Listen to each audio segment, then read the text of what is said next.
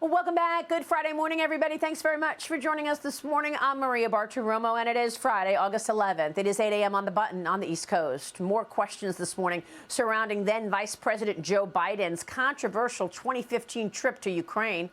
A newly surfaced photo shows Joe Biden on Air Force Two being briefed by an advisor who was apparently in communication with both Hunter Biden and his Burisma associates. This happening right before Biden threatened to withhold $1 billion in U.S. money if they did not fire the prosecutor general, Victor Shokin, who was investigating Burisma. Even Massachusetts Senator Elizabeth Warren is now asking questions, expressing concerns about Hunter Biden's business transactions. Watch.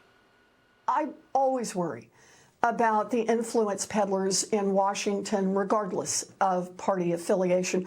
And we got to shut down the revolving door. We got to have ethics rules that apply to everyone. Yeah, she would not specifically address Joe Biden. House Oversight Committee Chairman James Comer, however, joined this program yesterday, and I asked him if he will take action if the Biden family refuses to cooperate with his probe. Watch.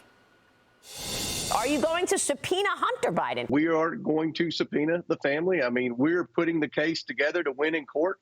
Obviously, with all the opposition and obstruction we're getting from the Biden attorneys now, we know that this is going to end up in court when we subpoena the Biden. So we're putting together a case, and I think we've done that very well. I wish the media would ask the president, what exactly did your family do to receive this $21 million that the House Oversight Committee has proven?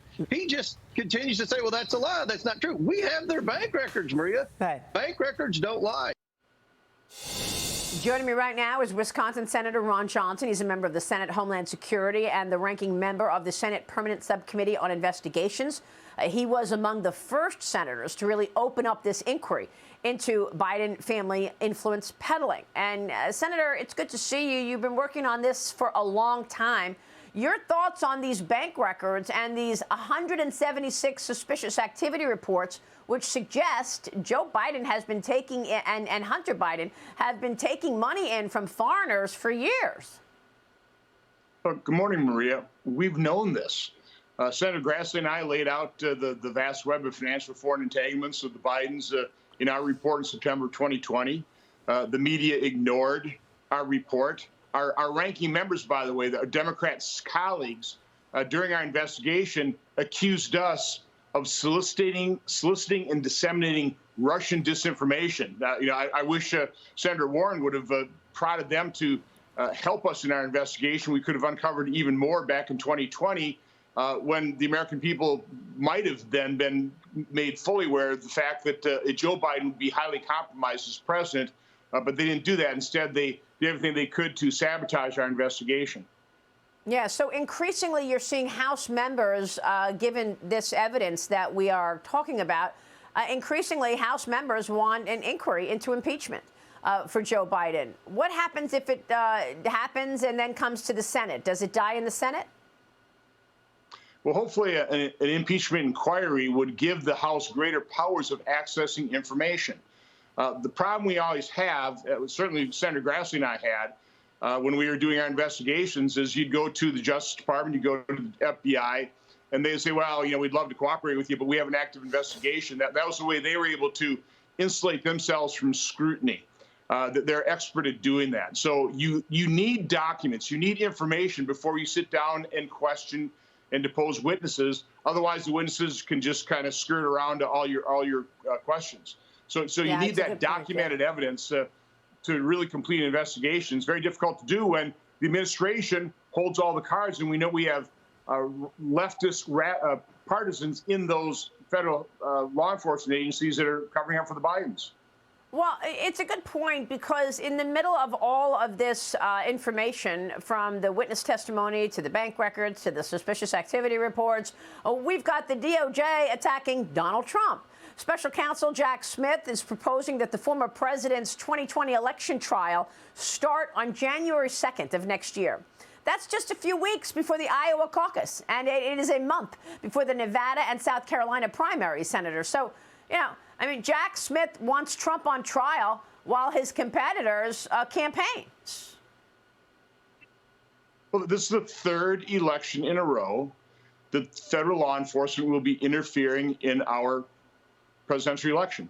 They did it in 2016. They did it in 2020. They quite honestly did it in my 2022 Senate re-election campaign here in Wisconsin. Now they're going to do it again in 2024. And the media is corrupt and complicit in this. I noticed a report by ABC News where they're basically downplaying all the information, the new details that James Comer is revealing, and saying, well, this is all covered in Senator Grassley and Senator Johnson's report back in September 20. In other words, downplaying by saying, well, this is all old news. We've known all this. And of course, with all that in the public domain in 2020, the Bidens weren't prosecuted, so there must be nothing there. That is the game plan of the media to continue to downplay the severity of the corruption of the Bidens and how they're going to just try and move on. Yeah, but what are you going to do about it? What can you do about it? Because the censorship does not stop there. I mean, they are in the White House creating their narrative and running with it, whether it has to do with Trump, whether it has to do with Biden and the money he's taken in, whether it has to do with COVID. We learned this morning that the FDA is now saying that it's okay to take ivermectin if you have COVID. I mean, Senator, I remember talking with you repeatedly during COVID about your upset that they were trying to cancel you because you were talking to doctors to try to find out the right ways to treat COVID without having to get too many boosters and COVID shots.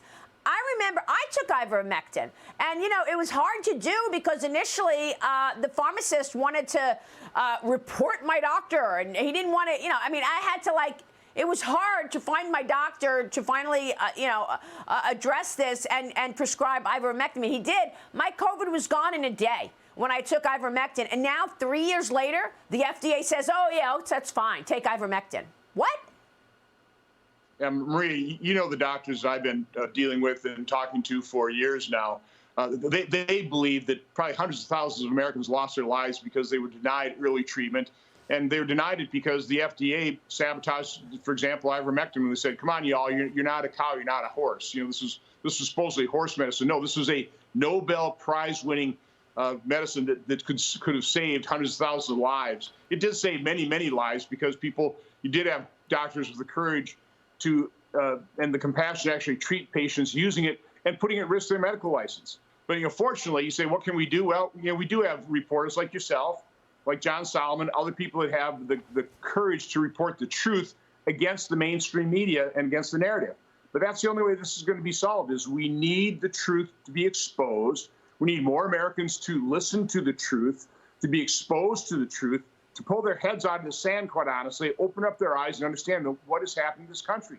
We are going down a very dangerous path, but it's a path that is being laid out and planned by an elite group of people that want to take total control over our lives. And that's what they're doing bit by bit. They do it by increasing massive government spending, increasing the size of government, takeover of the WHO. These amendments that are coming up that are going to be voted on in 2024 on the WHO are frightening, and they really risk taking away all of our sovereignty. People have to awaken to the dangers of the moment. I mean, it's just extraordinary to me that, the government was working with social media to amplify lies and suppress truth and has been doing so repeatedly. I mean, we just saw the Facebook story, the Twitter files, all of the time, all the way.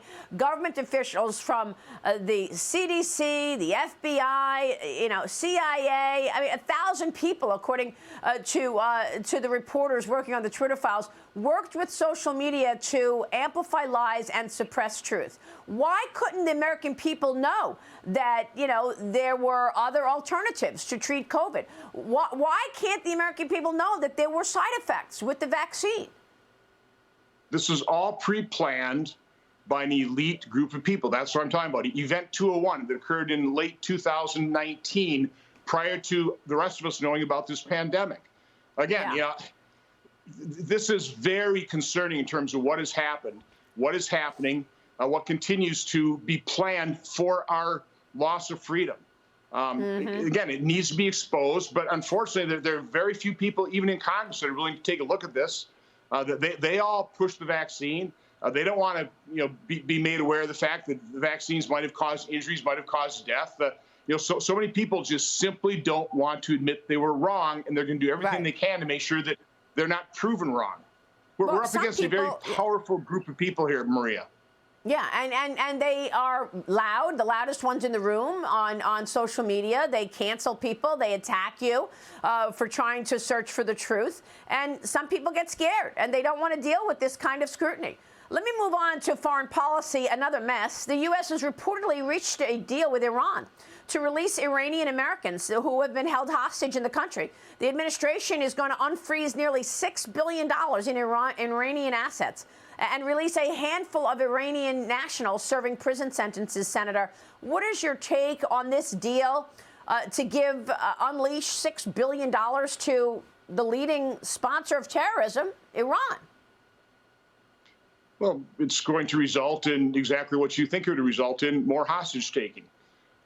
Again, we want to see hostages freed, but this is not the way to do it, because you're just going to encourage the taking of more hostages. I think that's pretty obvious, and that's what's been happening with Iran under the Obama administration and the Biden administration. They keep pumping in billions of dollars into the largest state sponsor of terror, and the only thing it's done in terms of Iranians' behavior is it's made it worse. It certainly hasn't made Iran behave better. So it just simply doesn't work. You do achieve peace through strength. And if you take a look at what Biden has done, every policy he has initiated in his administration has weakened America. The open borders, the war on fossil fuel, the record gasoline prices, 40-year high inflation, the embarrassing and dangerous surrender in Afghanistan, all of these things have weakened America and emboldened our enemy. If you set out to plan how to weaken America, you couldn't have come up with a better game plan than what the Biden administration has implemented. It makes you wonder. Yeah, and that's why we are wondering. We are wondering if the president is compromised. Well, that's certainly what Senator Grassley and I tried to warn America. When you have a president where you see all these transfers of wealth between his family members and China and Russia and Ukraine and Kazakhstan, those are real things. That was verified. There was nothing in our report that's ever been proven untrue, including, quite honestly, Amos Hochstein, Joe Biden setting up a meeting between Hunter Biden and Amos to talk about the situation in Iran. So we proved that Joe Biden had been lying to the American public. We proved that in September 2020, but it was all ignored. It was all called Russian disinformation. Sound familiar? Right. Russia, Russia, Russia. Meanwhile, China is eating our lunch. Senator, thank you. We'll keep a spotlight on all of that. Senator Ron Johnson this morning.